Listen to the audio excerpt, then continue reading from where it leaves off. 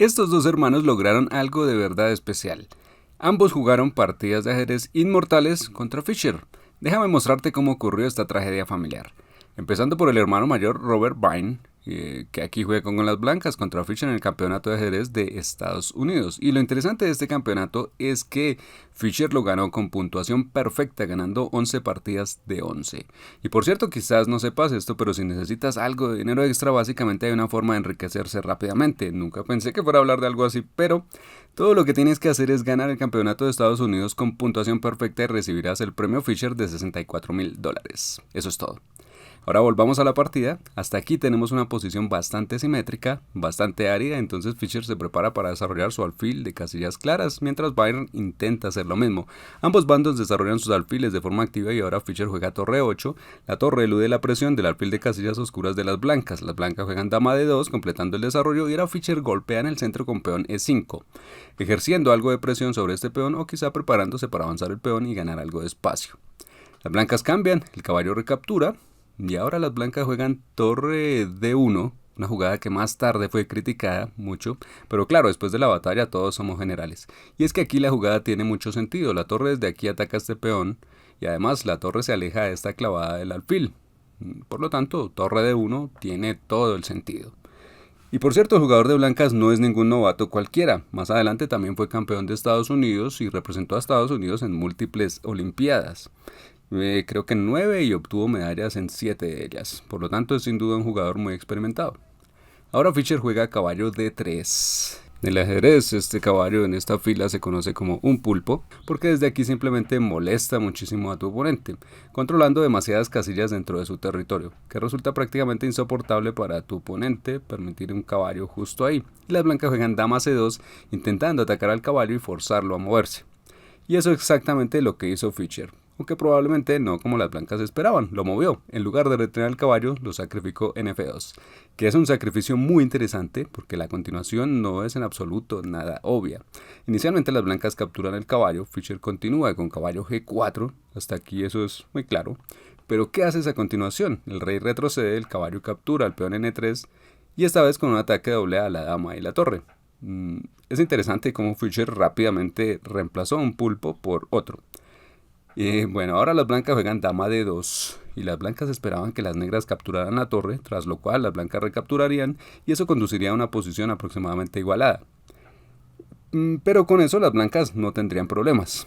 Y de repente, en lugar de capturar la torre, Fischer capturó el alfil en G2. Ahora las blancas recapturan y al final de todo vemos que las blancas tienen una pieza de más. Tienen 3 piezas menores contra 2 piezas menores negras. ¿Cuál es la idea? Es decir, si el rey está expuesto, pero no hay piezas negras en lugares próximos del rey, ¿qué busca? O sea, la idea detrás del sacrificio de Fischer es demasiado confusa. Pero Fischer continúa haciendo jugadas inesperadas. Esta vez da un paso adelante con el peón atacando al caballo. Y la jugada sería bastante decente, pero el peón puede ser capturado simplemente. Las blancas tienen muchas piezas ahí apoyando a este caballo y de nuevo no es nada claro qué intenta lograr las negras siquiera sacrificando todo este material. Ahora Fischer continúa con alfil B7 jaque. El rey tiene varias casillas a las que puede ir, pero aquí las blancas se dan cuenta ya del primer peligro. Si el rey simplemente vuelve a G1, lo cual no se hizo en la partida, pues en ese caso las negras tenían una buena combinación. Primero cambiarían D4, alfil D4 jaque, las blancas recapturan, pero ahora, en lugar de simplemente seguir cambiando todo en D4, que dejaría a las blancas con una pieza de más y final ganado, había una jugada mejor que Fischer jugaría. Te doy un par de segundos para que la encuentres por tu cuenta. Sí, es la jugada torre E1. Sacrificando la torre, desviando esta torre de D1, y desde aquí defendería la dama, pero después de que la torre es aceptada, ya no. Ahora la dama captura en D4, llega con otro ataque doble y ahora las negras están ganando. Por eso en la partida real, Byron movió el rey no a G1, sino a una casilla mejor, rey F1. Y esto evita esta combinación. Ya así te muestro rápidamente, si las negras intentan hacer todo eso de nuevo, con torre 1 ya no tendría ningún sentido porque el propio rey la capturaría y las blancas simplemente estarían ganando. Por lo tanto, este fue otro momento realmente interesante, por lo que ocurrió justo aquí. En este punto, un gran maestro que comentaba esta partida en otra sala para los espectadores afirmó que las blancas tenían la partida ganada, están con una pieza de más y no está claro cómo las negras pueden continuar su ataque. Y entonces resultó que la partida en realidad terminó. Sí, la gente decía, oye, Fischer se rindió, Pero luego resultó que era todo lo contrario. Hizo una jugada tranquila, dama D7, y las blancas abandonaron. De nuevo es muy curioso que ni siquiera en el final la gente pudo comprender qué estaba haciendo Fischer. Ya sabes, cuando tal sacrificaba material, al menos estaba claro que iba cazando al rey del rival. Pero en esta partida Fischer sacrificó material, pero todas sus piezas están tan lejos del rey blanco que no está nada claro qué es lo que siquiera intenta lograr. Pero aquí está la línea principal de la combinación. Si las blancas intentaran jugar dama de 2 para cubrir al rey, entonces desde aquí la dama puede ir a h3. Eso es todo el punto de esta jugada tan tranquila. Dama h3 da jaque. Fíjate que tenemos este alfil, por lo tanto las blancas no pueden cubrir con la dama, rey g1 es forzado, y en este punto hay una combinación ganadora para las negras. Te daré un par de segundos para que intentes encontrarla por tu cuenta, y es que si lo haces de verdad ves lo impresionante. Porque repito, la gente hasta el final no podía entender qué estaba intentando lograr Fischer. Incluso aquí en esta posición, no parece que haya muchas amenazas que las negras tengan aquí, porque la única idea que viene a la mente es intentar jugar dama g2 mate. Pero claramente esa casilla ya está cubierta por la dama blanca. Entonces, ¿qué haces? La idea de Fischer era jugar torre e1. En esta segunda línea de la combinación, el mismo sacrificio de torre sigue ganando la partida. Las blancas no pueden capturarla con la dama porque entonces desvía a la dama y el mate con dama en g2 es inmediato. Pero ¿qué pasa con torre por e1? En este caso, alfil por d4 ataca a la dama, la obliga a moverse y también permite a las negras dar el mismo jaque mate. Esa obra maestra no fue la primera a un hermano Byron. Déjame mostrarte lo que le hizo al hermano menor Byron, Donald Byron. En esta posición era turno de las negras y la dama de Fischer está colgando, al igual que este caballo en c3. Parece que la dama simplemente tiene que retirarse, después de eso las blancas capturarán este caballo y tendrán posición ganadora. Sin embargo, Fischer jugó torre e8 jaque, jaque intermedio que obliga al rey a moverse antes de que las blancas tengan oportunidad de enrocar. Pero después de que el rey se mueve, las blancas siguen teniendo exactamente las mismas dos amenazas sobre la dama y el caballo de las negras. ¿Y qué vas a hacer aquí? Fischer jugó la que más tarde sería llamada la partida del siglo. Fue tan impactante, y lo interesante es que durante esta partida, Fischer tenía solo 13 años. Y estaba jugando contra un Donald Byron de 26. Campeón senior de Estados Unidos en múltiples ocasiones. Y Fischer jugó alfil e6. Dejando que ambas piezas quedaran colgando, simplemente retirando el alfil con un propósito nada claro. Así que, ¿cuál es la idea?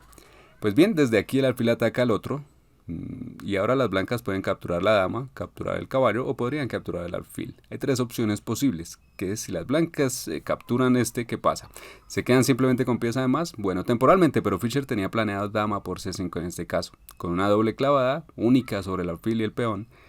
Gracias a este alfil y al peón en las casillas oscuras, esto fuerza este cambio y luego al final de todo podemos ver que las negras acabarían con un peón de más en un final donde el rey blanco también queda encerrado al igual que la torre y las negras tienen un final fácilmente ganador.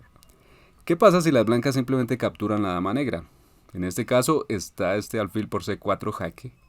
Dado que la torre negra está aquí controlando la columna E, el rey tiene que ir por este lado. Y luego en lugar de capturar aquí o por aquí, las negras tienen algo mucho más impresionante. Tienen caballo E2 jaque. Y luego repitiendo la posición con esa famosa táctica del molino, que es tan vistosa pero también tan rara en el ajedrez real. Después de esto, el caballo simplemente sigue dando vueltas, dando estos jaques gracias al alfil y luego al final de todo, las negras finalmente capturan el alfil, al mismo tiempo descubriendo un ataque sobre la dama blanca. Luego de esto, la torre en D1 también está colgando y las negras obtienen ventaja material decisiva. La última opción de las blancas es capturar este alfil en E6, pero ahora en lugar de recapturar, las negras tienen este jaque repentino desde B5. El rey tiene que moverse y ahora las negras continúan persiguiendo al rey.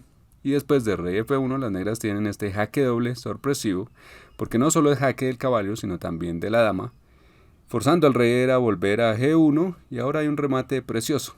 Te doy unos segundos para intentar encontrarlo por tu cuenta. Por cierto, Fischer jugó esta partida con precisión perfecta de computadora. Si la hubiera jugado hoy en día, sin duda alguien le habría puesto el apodo de Stock Fischer. Aquí jugó dama F1 y tras la captura de la torre terminamos con un perfecto mate. Si quieres conocer las principales lecciones que aprendí de Capablanca y Fischer y cómo puedes incorporarlas a tus propias partidas, estudia la clase maestra gratuita aquí arriba. Y si te da curiosidad saber cómo Fischer evitaba los errores graves en sus partidas, mira este video.